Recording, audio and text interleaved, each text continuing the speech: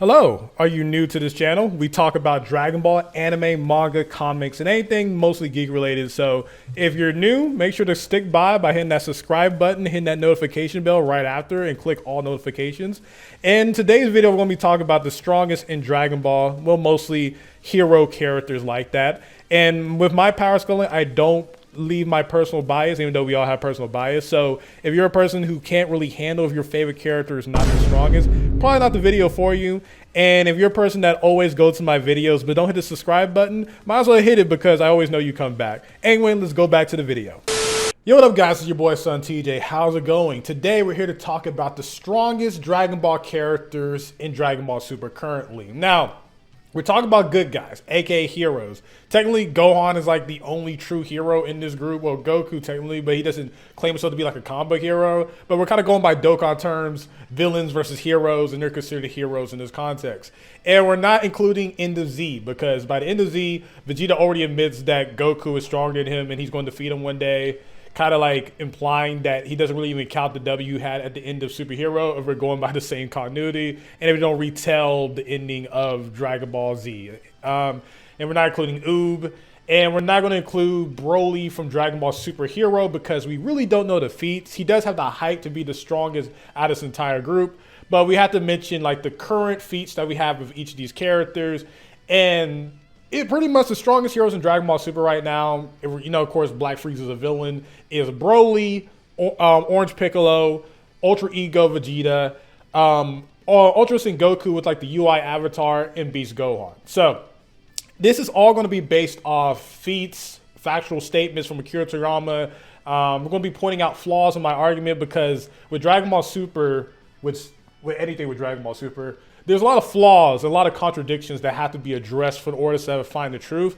Now, if you're a person that gets really mad offended by like slight jabs at characters, or you really don't like the fact that this character didn't earn the right to be the strongest or blah, blah, blah, or the fact that my favorite characters, actually out of this list, is like Goku, Gohan, then Vegeta, Piccolo, then Broly, and if you think that's too biased for you, you probably shouldn't go. You probably shouldn't watch this because power scaling is all about being objective. And I don't care if you don't like a character, you got to call it the way you see it. Like Vegeto's one of my favorite characters, and there's valid evidence to say that Kefla from the Universal Survivor Saga, thanks to some Jiren statements, is stronger than the Future Trunks Saga Vegito. Do I fully agree with that? No. But I got to be objective and say there's some valid arguments for that. So if you can't handle that, let's just move on from this. So let's get to number 5.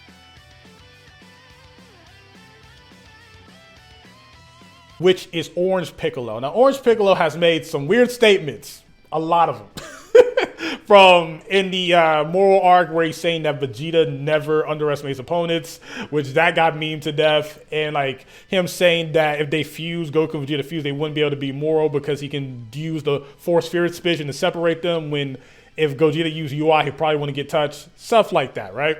But Orange Piccolo states that the Gammas are comparable to Goku and Vegeta. Now, we know since the Dragon Ball Super manga is adapting a prequel to the Dragon Ball Superhero movie, that this pretty much, the movie is canon to the manga. Again, we can get a retelling in the future, but we know when they did the Future Trunks, actually, no, when they did the Universal Survival Saga, they kind of like did like a short little like summary of the Broly movie, then we moved to the moral arc. So we don't know if they're going to do that right after they do this prequel to the superhero arc, but we just know that this is a thing. And we know the last time Piccolo saw Goku and Vegeta was in the battle against Moro, when Goku was using perfected UI against Angel Moro.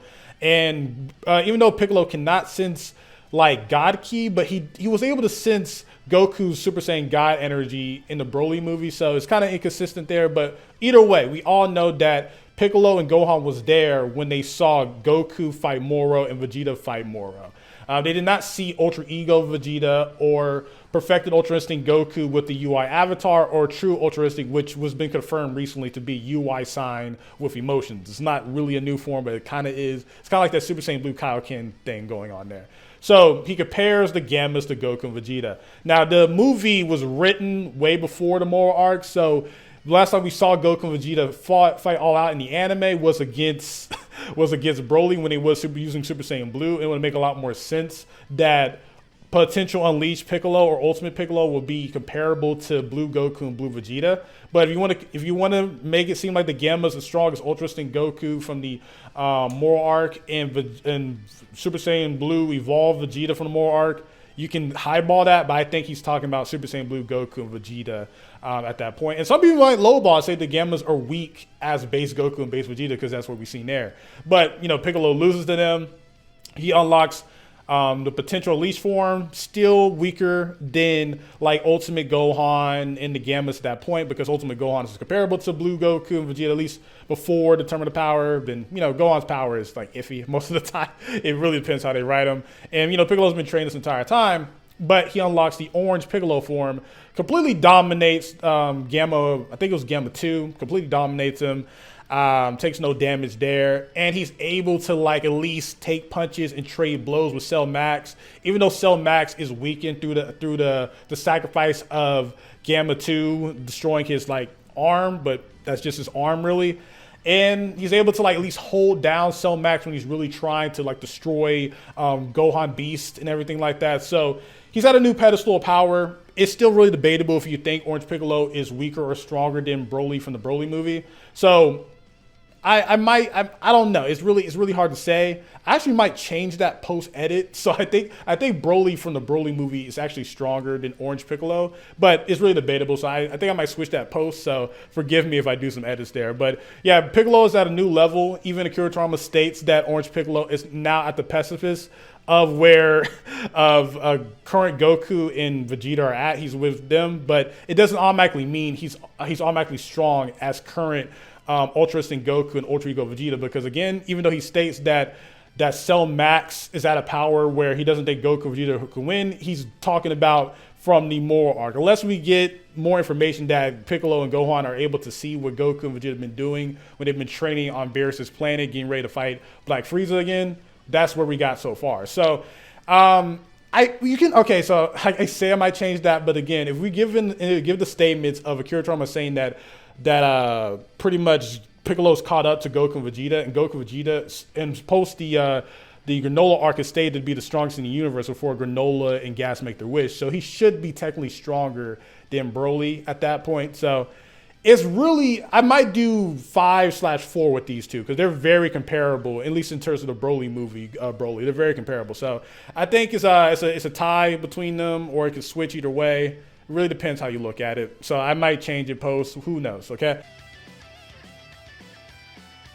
Is Broly movie Broly? He can easily be #1 based on the fact that Broly is a legendary Super Saiyan. Saiyans get stronger after they take damage through Zenkai boosts, and overall, he's been training with Goku ever since with Whis, Vegeta, and Beerus. You don't go on Beerus's planet to not become stronger. And with Kale being like the female counterpart, another legendary Super Saiyan, she became a lot stronger once she mastered her legendary Super Saiyan abilities. Granted, as a counterpoint, she went from her original legendary Super Saiyan form, being able to overpower Super Saiyan Blue Goku, Kamehameha Blast, but then we later had to say he was suppressing himself because when Kel becomes stronger, because like she even wakes up Jiren from his meditation, you can kind of tell they had a lot more planned for her, but when she fights a weakened Super Saiyan God Goku, she gets dominated. So it's really weird from going to dominating Super Saiyan Blue, which is over 50 times stronger than Super Saiyan God, to struggling against Super Saiyan God Goku, who is weakened, and having Kefla behind you, or Khalifa behind you. So you can argue that there, but Broly is like stated with Goku and Vegeta that he's one of the strongest characters there. Even Beerus says he's a maniac, but right now we don't really have the feats to back up that. But we do know when Akira Toriyama was talking about like Cell Max, he included Broly in this movie for a reason. So he's also talking about how Cell Max couldn't be stronger than Broly, something like that. So you got to remind yourself there. But from the current statements and everything like that, Goku and Vegeta and everyone here has fought people stronger than that at this point. But it's a big debate between Broly movie Broly and Orange Piccolo. There's definitely a big debate there. But yeah, Broly, he dominated Blue Goku, Blue Vegeta together. He was able to survive a Stardust Breaker from Gogeta Blue and just take a lot of punishment. Yes, Gogeta Blue wasn't going all out, but there is statements like from like books saying that we got a glimpse of his full power when he unleashed like the full force Kamehameha wave. But yes, Broly has gotten stronger since then. But based off the feats there. It's also stated that he could be stronger than Beerus. I think it's kind of to the point that we all know that Beerus is a moving goalpost, and that statement doesn't really matter. Every time they mention someone's the strongest in the universe or anything like that, they're not talking about the angels, and they're not talking about Beerus. They can talk about other god destructions like Sidra and other stuff, but they're never really talking about Beerus on that point. So where he at in the superhero movie, he can be number one, to be honest with you.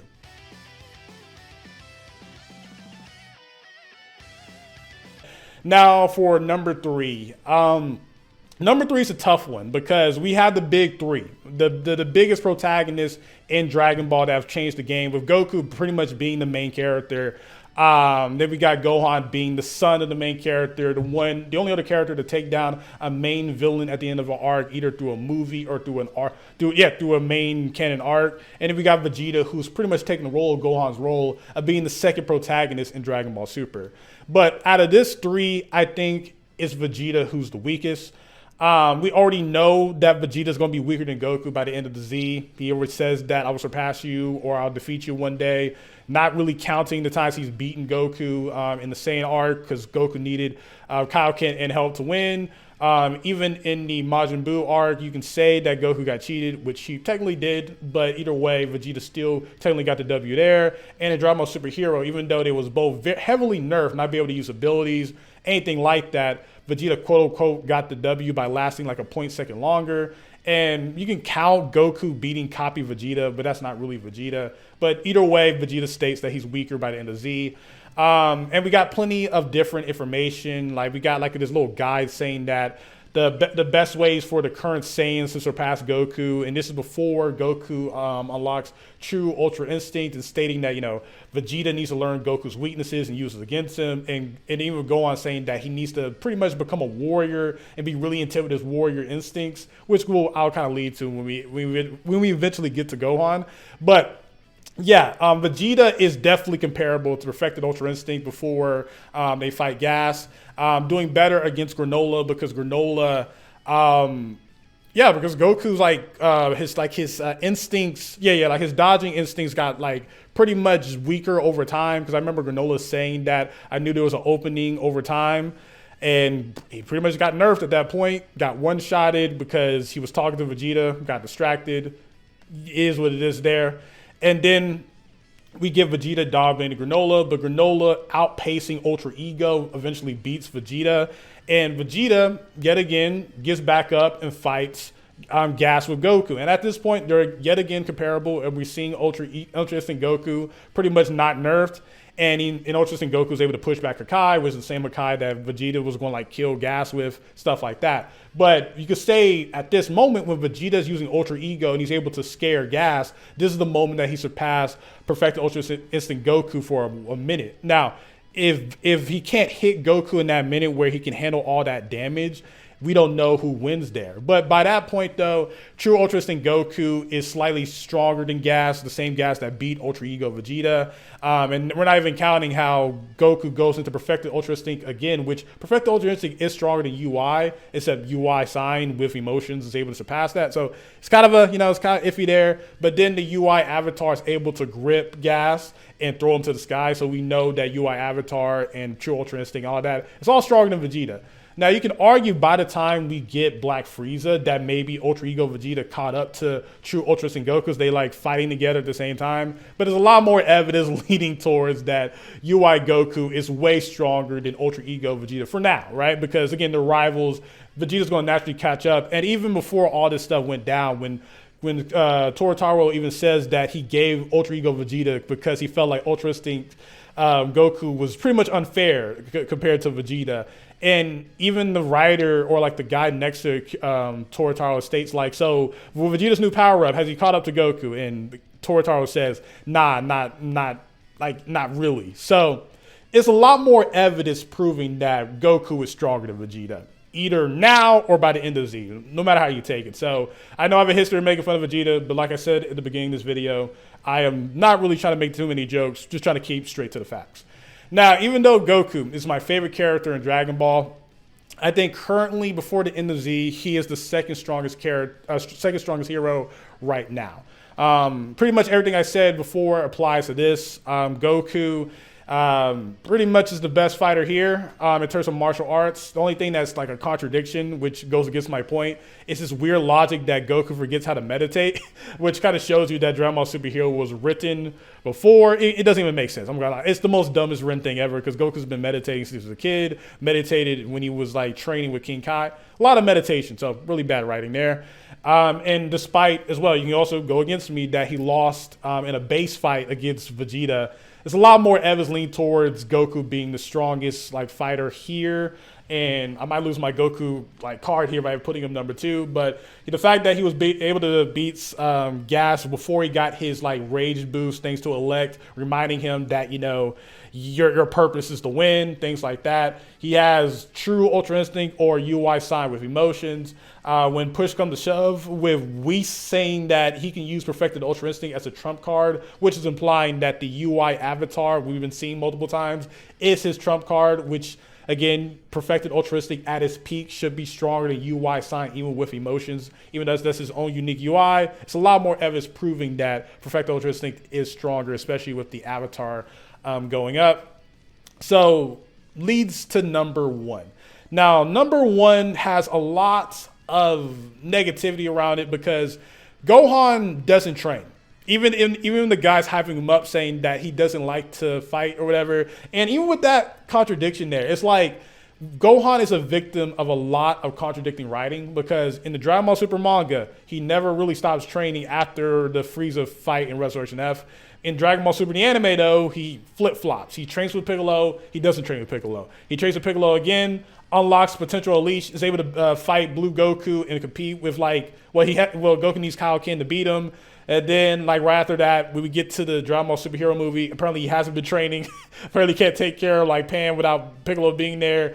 Then in a matter of a few minutes, he's able to fight the Gammas who are comparable to Blue Goku, current Blue Goku and Vegeta, and be able to beat the crap out of him once he unlocks potential unleash, and be able to beat someone like Cell Max who, depending how you interpret it, because Akira Toriyama, yet again, doesn't watch the full product, so you also got to take his statements on what does not contradict the final product, because we literally got information later saying that Akira Toriyama finally watched the movie and he loves it.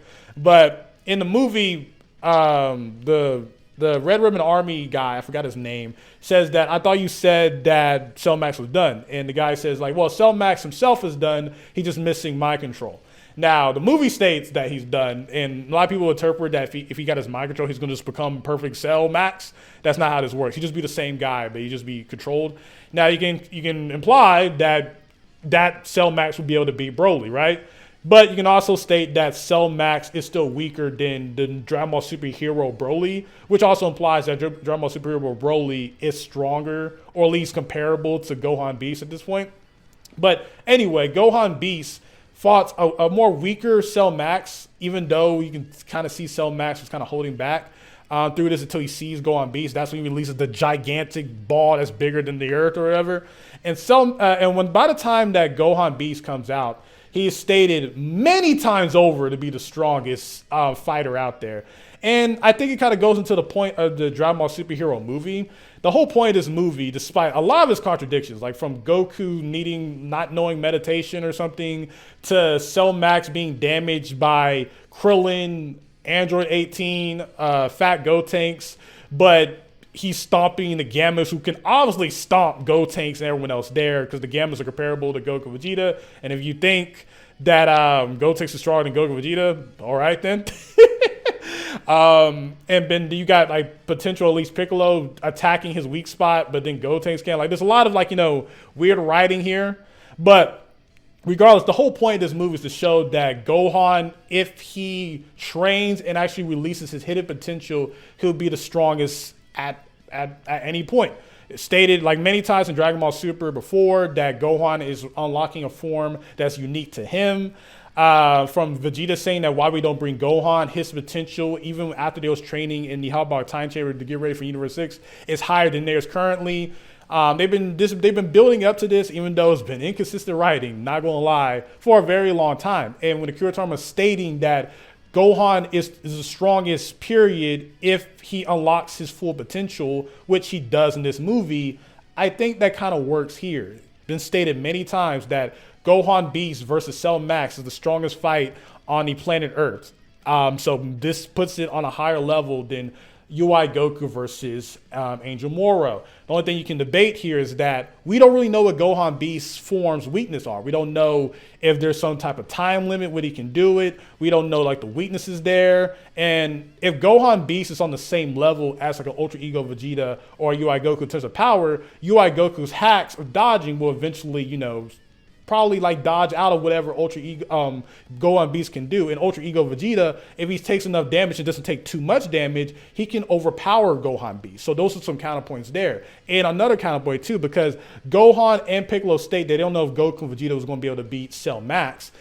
They haven't seen Ultra Ego Vegeta or Ultra Instinct Goku at this point. I mean, they might have seen it in later chapters of the Dragon Ball Super manga, but right now they haven't. So there are counterpoints to my argument, but I just think, plus Akira Toriyama's statement saying that if Gohan shows off his full potential, he'll be the strongest. From the guy I said earlier of how Broly, Vegeta, and Gohan surpass Goku, it states that if Gohan goes to his warrior mind state, he can be stronger than Goku, which he does. There's plenty of statements throughout Dragon Ball Super stating that Gohan's potential is higher than Goku and Vegeta's, and Gohan Beast represents Gohan at his best. It just represents that. And people also state those that, well, Beerus and Whis did not react to Gohan transforming. Now, let's think about this. Beerus reacts to Goku going Super Saiyan Blue Kaioken times 10 against Hit, and we all know that Beerus is stronger than that. Beerus reacts to Fusamasu fusing the timelines together, and we all know Beerus is stronger than that as well. And again, he also reacts to Perfected Ultra Instinct against Jiren, saying that he's an unbelievable guy. Again, Beerus's reactions don't really matter too much, and even Whis, he's just excited for anything, really. He's not really too struck up on it. And Beerus does not react or even care about Granola or Gas's power-ups, and they're both stronger than Jiren, Broly, and everyone at those previous arcs. So you can lowball Gohan Beast as much as you want to, from, again, Krillin being able to damage Cell Max after plot-induced stupidity, Android 18, to everyone there. But we're talking about the main point of these characters, from Gamma's representing Blue Goku and Blue Vegeta, or Ultra Instinct Goku and Blue Evolved Vegeta, whatever you want to go from the moral arc. And for Gohan legit being stated multiple times to have to fight the strongest on the earth, being stated once he unlocks his potential, he becomes the strongest. From Akira Toriyama stating that he could be the strongest with the spotlight's on him, which the movie puts the spotlight on him. And again, you can keep arguing saying that Gohan doesn't deserve this. I can agree with you there. Like, Goku and Vegeta have been training a lot longer. Piccolo's been training a lot longer. But both Broly, Gohan, and Frieza are the type of characters that just need a little bit of training, and they surpass everyone. So again, if you disagree with me, I'm just saying, be fair, because there's a lot of YouTubers that are saying the same things as I am, from the set to programmers to everything like that. And I feel like a lot of people listen to them because they have like a lot more subscribers, but they come to a guy like me who are kind of co-signing the same thing and decide to just attack me instead of actually go after the people that are way bigger saying the same thing. So I'm just saying, be fair here. Now, let me know who you think is the strongest hero in Dragon Ball Super right now. Again, I am a Goku fan, Gohan fan, Vegeta fan, all those fans, and Goku's always going to be my #1 character of all time. But I can always admit when someone's stronger than him, right?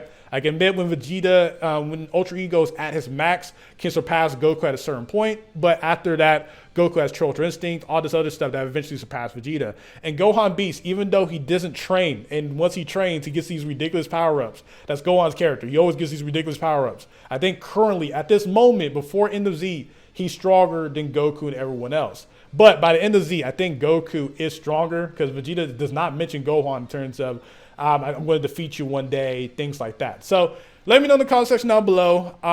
Did I lose my Goku fan card because I admit someone's stronger than him? Like, we got to be fair, we got to be objective. And I hope you guys have an amazing holiday and all those type of things. And I hope you, and you've been watching this entire video, man, say that you love Dragon Ball in the comment section down below. SonTj, peace. Love you all.